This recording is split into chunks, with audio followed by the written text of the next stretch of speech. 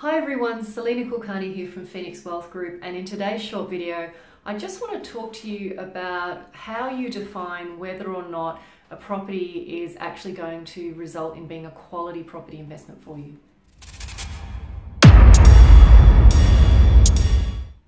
So I've been having a number of discussions with clients over the last probably 2-3 months where this topic of conversation around how do you know when a property investment is likely to result in a good quality investment for you.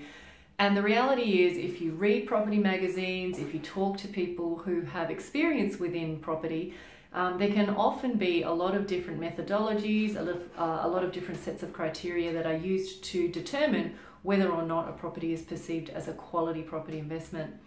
I think though, a little bit in the same way that there are many different models of leadership, some which really appeal to people in different corporate sectors and others that don't. Property investing is very similar. So what I would say to you is, if you're trying to establish whether a property is a quality property, the first thing that you need to do is actually establish the criteria against which you're going to measure those. So for example, it could be, is there population growth? Is infrastructure spending happening? What is the market sentiment? Look very closely at the supply and demand issues that are happening on the ground. Speak to property managers, speak to sales agents.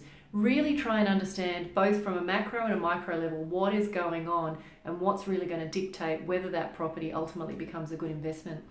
At the end of the day, and I've said this a number of times, we have no crystal ball to say with certainty that an investment is actually going to work out really well for us. But what we can do is, if we're really clear on the methodology and the practices that we're going to apply to assess our properties, then it becomes easier to stack the odds in our favour. I hope you found that useful. Please let me know if there's any topics you want me to cover off on. Otherwise, hope you found this useful, and we'll connect next time. Signing off.